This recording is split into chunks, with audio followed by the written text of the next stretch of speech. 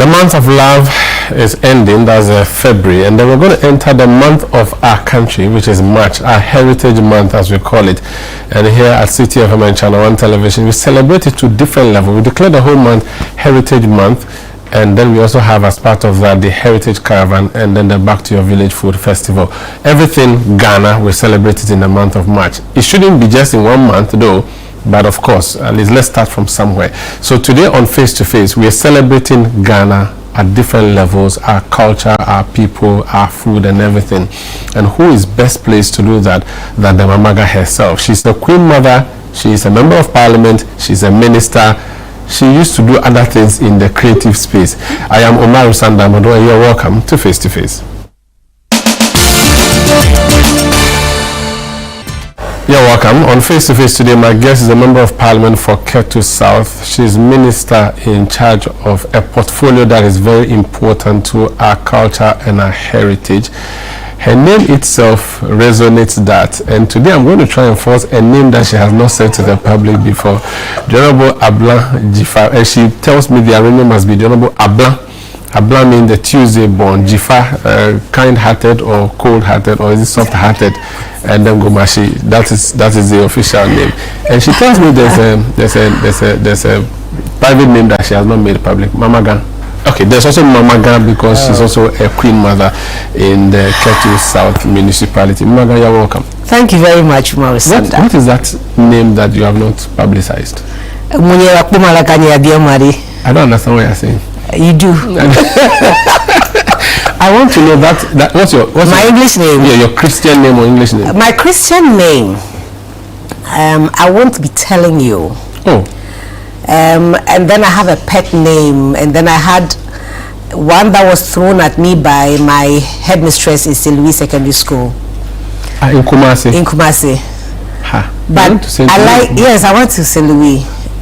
But I like Abla as my Christian name. Okay. Because that's the day God chose for me to be born on. And then 7 days later, they gave me Dzifa. And then, of course, Gomashie. What does it mean? Unbreakable God. Oh. There's something in the name. I've been telling Dzifa Gunu, I will tell you, I always say that there's something in the name. I think my name just spoken for me. Gomashie now. Yeah. That's very powerful. It's a very fact. But you still haven't told me your Christian or English name. But the one just heard me say that I won't tell you. But I'm your last born. I should be able to squeeze things. In whom I'm well pleased and I love you dearly. Yes. But I am not. Mommy, I want your name. That's what I want. As a birthday gift. February is my birthday. Oh, mother, don't work. So I should give up. You spoke Ewe, and it's important. Both of us speak Ewe. I speak the different variations. I speak the tongue, which is what I grew up speaking. Then I learned Anglo when I went to stay with my sister at Agbozuma and Avefiarenga. And then when I go with my mother to shop in Asigame in Togo, I learned the Togo version. Wow. And then the idea it's not that good. Yeah, I speak two of them actually. So World Mother Language Day, that happened on Saturday. Yes, it's under your ministry. It is. How important is it that we keep our language? I speak to my daughters in my mother tongue, which is a Fulani language. Okay. But because of the Englishization of Accra, it's really difficult, especially when you are the only one speaking with them. What does your ministry think can be done or should be done to sustain people's languages? Because languages, some die. Well, so there are very many levels to addressing this issue. One is that conversations like this, revive the need for us to not put language as an afterthought and focus only on English, because records have shown, and it's one of Professor Nana Jane's projects of advocating for the teaching of a child in their L1, which is the first language, their mother tongue, and it helps them even do better with the acquired one, with the second one. So it has to be that structured. The other thing is also to remind ourselves that language doesn't only communicate a message, but it also speaks to your very being, and also it carries the soul of where you come from. So when I said that my last name, Gomashie, right, and then I said Gomashie, any Anglo-speaking person or Flower-speaking person knows that it goes straight inside your heart, and you see the power behind the name. So that's what language does. It carries the soul of the people that speak it, and also of course their belief system and what have you.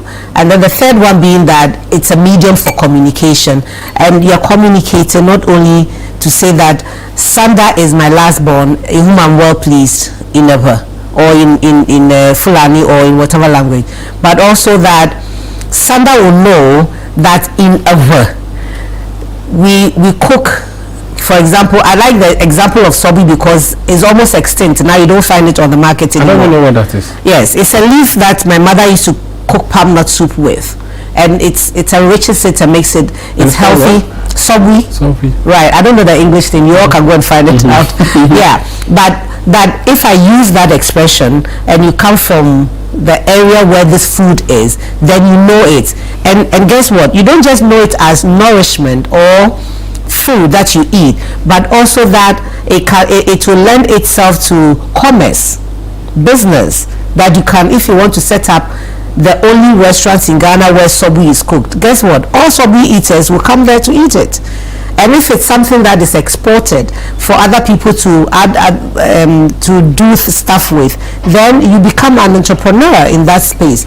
So language and the need for it not to be extinct is very important and must be on the front burners of conversations around education and reform and so on. And thankfully, I know that the Honorable Minister for Education, as he assured me that culture will find a space back in the curriculum, is taking steps, even if it's baby steps. It's some movement into making this conversation a matter that is addressed through education.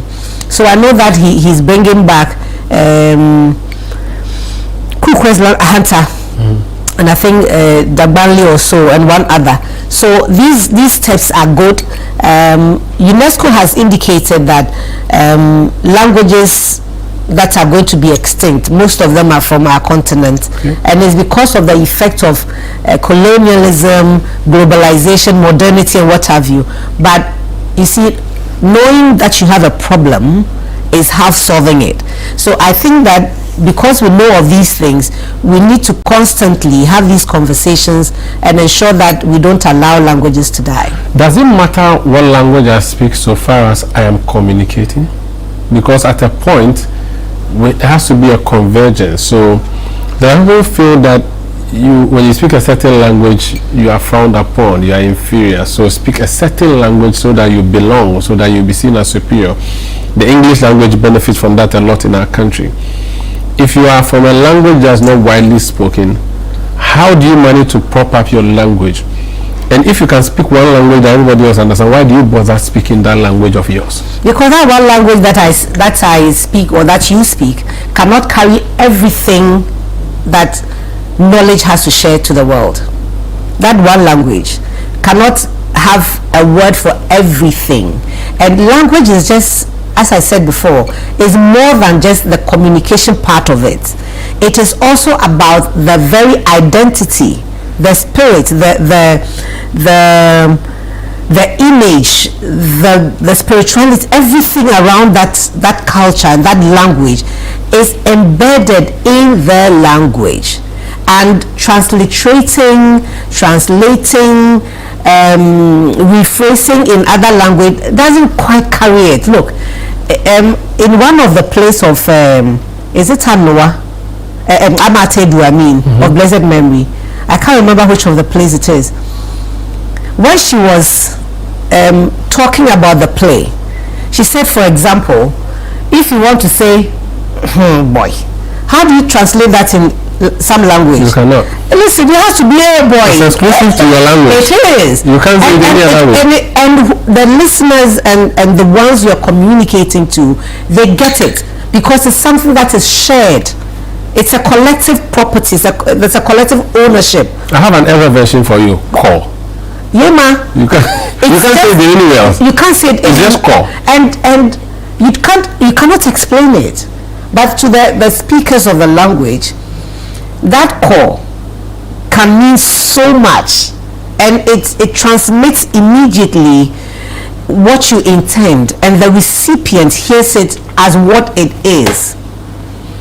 And your ability to understand the languages that we speak in Ghana makes your transmitting from the one you know to the others that you acquire into a common language makes it richer.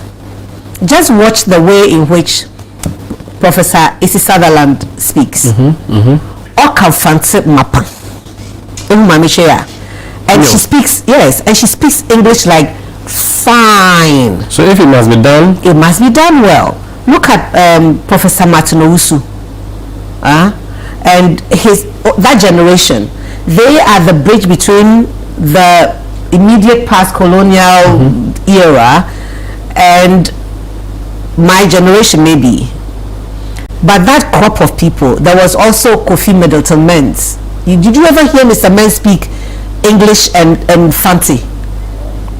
It's clear as it is what it is. Those who learn their own language, their mother tongue, when they learn other languages, they are able to give you the flavor and nuances to their communication, and it's just so delightful to listen to them. But we go to school from kindergarten or nursery, we are exposed to English and we are told to speak English, and we are taught English. And if we speak vernacular, they write our name in the book of vernacular speakers, and we are lashed. I don't know if that still happens. It used to happen when I was in primary school. Did we not deliberately prop up one language over others? And again, if you speak your local language as if you are not educated enough, how do we deal with that? It's there has to be an admission that this is the legacy of colonialism, and after the admission that this is what we have suffered, is part of the tragedy of colonialism. Then we now have to come to the point where we say, how do we right this wrong? And righting this wrong is one of the steps that the Minister for Education is taking. And before him also, the introduction of Ghanaian languages in schools. That policy was good. The implementation was problematic. You cannot force people in Ghana, where my mother comes from. My late mother was from Teshilenshi. So you're half Ghana? Yes. So my cousins are near Ajete, Minganyefe. Wow. Yes. So half Ghana, half ever. Yes.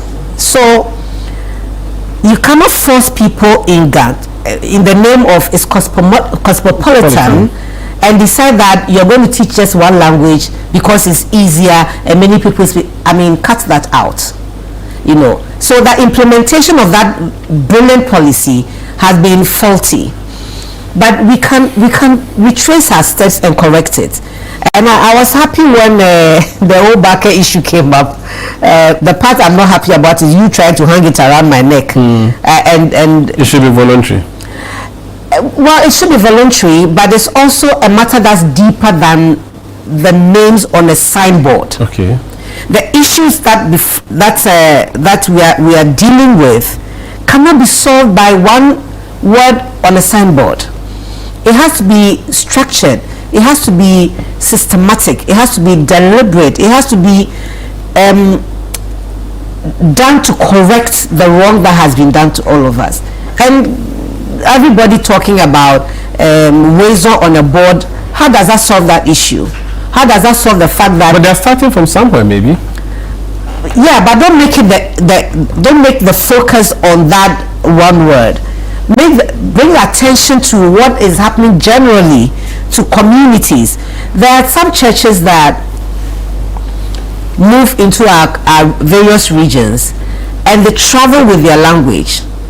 and they come there and they find a translator, they will not, they can be posted to that, for example, Aflawu, they can be posted to Aflawu and live there for 4 years and still insist that they don't speak the language. But send these same very people to Germany, France, no change, and in 3 months they'll be speaking it.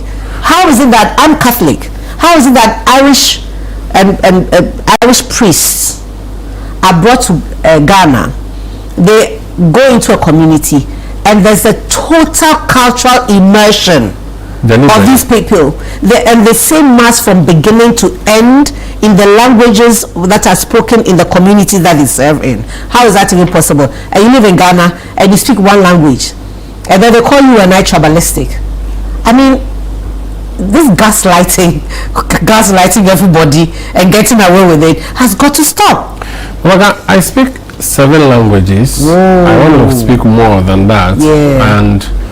But I do not also forget the fact that there are some languages that are widely spoken than others. There's some languages that are just very difficult to learn. Good. I don't know if a language is difficult to learn. I think as a child, if you're playing with it, you pick it up. That's my personal view, and I grew up speaking all of this. There's a view that let's have one language to be our national language, like we see in Rwanda, where there's the Kinyarwanda, or in East Africa, where the Kiswahili is reigning, and that in Ghana we should have one language, which is that something that is possible? Is that something that's allowable policy-wise? Is it doable? It's not a policy that I will be championing anytime soon, and here's my reason. So the African Union, recognizing the fact that we have vehicular cross-border languages, has created commissions. So you have the Hausa Commission, then you have the Eba Commission, then you have I think Kiswahili and others. So it's languages that are spoken in 1, 2, 3 or more countries. Take Eba for example. So Eba is spoken in Ghana, Togo, Benin, and some part of Nigeria. Eba is a course studied in German in one of the German universities. So you cannot say that because it's not spoken by majority people in Ghana, then it should die. Its death will go with everything else within that cultural space, and that's why UNESCO says brought these languages up, which is why a day has been set aside to be celebrated as the International Mother Language Day. So your mother tongue is yours. And who says you speak 7 languages? Why should we reduce it to 1 because the rest are lazy in learning other people? Well, lazy. Maybe you are not exposed to it. Or not exposed to it. So if we say, for instance, in Ghana, maybe Tree is mostly spoken. So people say, oh, let's just make Tree our national language. You don't think that? I think we'll be trampling on the sensibilities of other people and their cultures and their language. And so it's not, as I said, it's not a thing that I'll be championing. I would say that in as much as it is widely spoken by majority of Ghanaians, let it be so. But in that same space, be tolerant and accommodating of other people's languages and their cultures.